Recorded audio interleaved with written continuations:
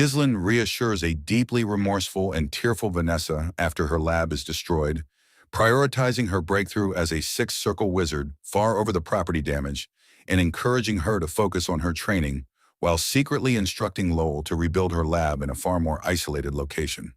To preserve a critical strategic advantage, Ghislain and his close aides agree to keep Vanessa's six-circle capability an absolute secret, after which Ghislain briefly confronts the slacking tower mages, led by Alfoy, before checking in on the mercenaries' camp.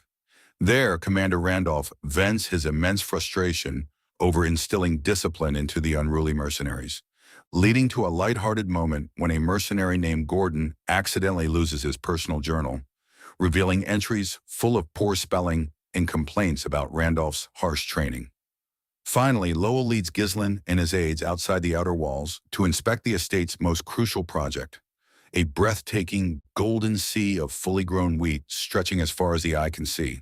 Surveying the vast golden fields, Ghislain confirms the crop is ready for harvest and instructs Lowell to distribute plenty of grain to the villagers rather than overly stockpiling it, while surprisingly ordering him to continue purchasing food from merchant guilds despite their immense yield. During an official meeting with his retainers, Ghislain reviews reports on their staggering per-acre agricultural efficiency, which rivals the production capability of the Great Rapold estate, as well as progress on horse breeding pastures, public infrastructure, and improved security.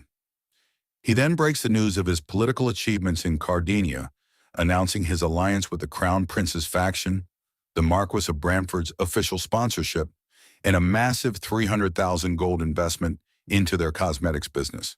Before the retainers can fully process the good news, Ghislain drops a double bombshell. The Crown Prince's faction will soon send at least 50,000 settlers to Fenris, and in addition to expanding farmland and housing to accommodate them, the entire estate must immediately begin preparing for war. Claude questions how they can simultaneously develop the estate and prepare for war. Ghislain explains the looming threat without revealing his knowledge of the future. He directs Claude's attention to intelligence reports gathered by Lowell, which show that Count Desmond is secretly mass recruiting soldiers, stockpiling medical herbs, hiring freelance knights, and buying massive quantities of iron ore from Cavaldy County. Realizing Desmond is gearing up for a full-scale conflict, Claude initially suggests stationing soldiers from the Marquis of Brantford as a deterrent. However, Ghislain reveals the deeper, terrifying truth. Desmond is actually acting on the orders of Duke Delphine, the most powerful noble in the kingdom, meaning external political protection will not save them. The retainers panic, prompting a flurry of desperate suggestions. Claude bluntly suggests fleeing. Belinda casually proposes assassinating Desmond herself while Cayor and the mercenaries draw the castle guard's attention, and Ghislain offers to lead mercenary raids against Desmond's supply lines to buy time. Rejecting these reckless options, Ghislain agrees to Claude's most practical proposal: build heavy fortifications around the estate, request reinforcements from House Ferdium, and prepare for a siege leveraging their massive food supply. While the retainers set out to fortify Fenris, believing they will adopt a defensive stance, Ghislain secretly resolves that a passive defense against Delphine's reach will ultimately fail, deciding he will instead strike Desmond first when the right opportunity arises. Ghislain dismisses the meeting after assigning specific tasks to his retainers, ordering the mages, with Vanessa's sixth-circle help, to expand farmlands and runestones, Lowell to recruit capable personnel and train spies, Ghislain and Cayor to handle mercenary combat training and security, and Belinda to manage overall support and logistics.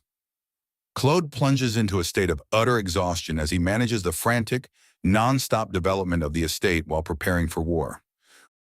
While meeting at the border to conduct trade with a merchant from Amelia's Actium Trading Company, Claude learns that supplies are running out and prices are spiking across the region due to Fenris's own massive purchasing sprees. To make matters worse, an administrator frantically reports that their lumber stockpile is completely exhausted, halting all construction. Before Claude can process the crisis, a soldier arrives to deliver even more terrifying news. The thousands of expected settlers have just arrived at the border, leaving Claude face down in his hands, realizing they have no materials left to build them housing. Claude and Wendy struggle with the immense administrative pressure caused by the lack of building materials, recognizing that constructing proper housing for thousands of incoming settlers within a short time frame is impossible. At the border, Claude finishes a trade deal with a merchant from Amelia's Actium Trading Company, who warns him that Fenris's aggressive buying sprees are driving up regional prices, exhausting supplies, and drawing intense anger from neighboring nobles. Undeterred, Claude petty haggles a single gold coin out of the confused merchant for his own pocket, only to drop it, panic, and be quietly guided back to it by Wendy. Shortly after, waves of malnourished and sickly settlers arrive at the border. While the retainers fear they will be a drain on resources, Ghislain expected that opposing lords would send slum dwellers, tax dodgers, and criminals instead of skilled labor. Ghislain maintains calm, ordering Lowell to run a census, send the sick to Belinda, assign healthy workers to security training, and ignore any potential spies hidden among them for now. Though Lowell feels embarrassed accommodating the new arrivals in temporary tents, the impoverished settlers are overjoyed merely to receive clean shelter and guaranteed daily meals.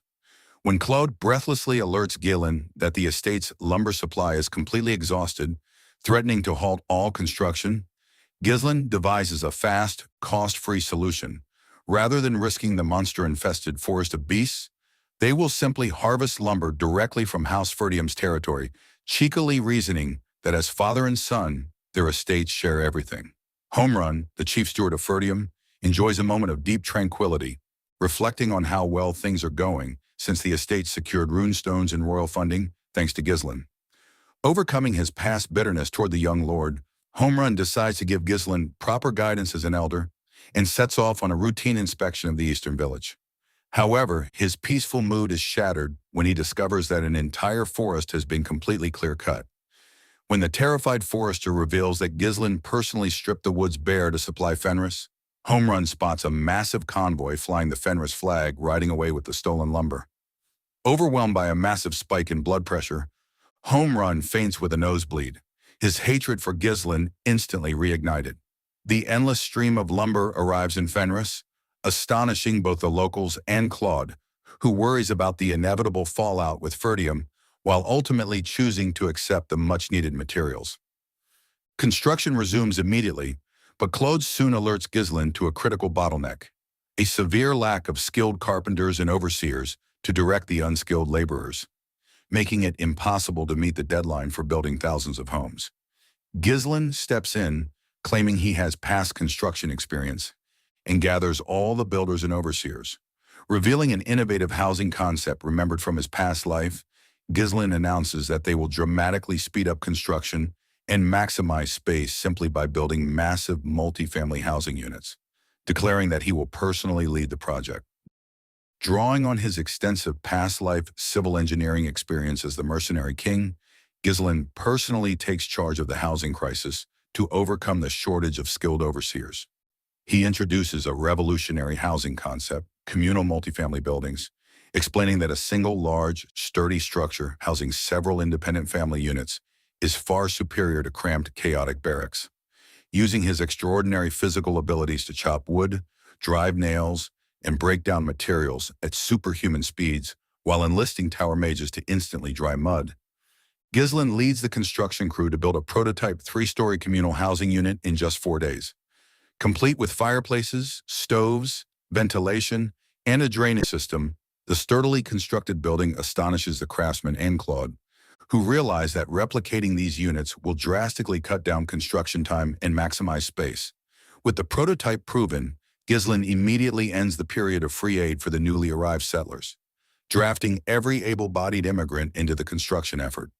Though initially resigned to forced labor, the immigrants are deeply moved when they are granted clean, spacious homes in the completed communal buildings, far superior to the decrepit slum shacks they left behind.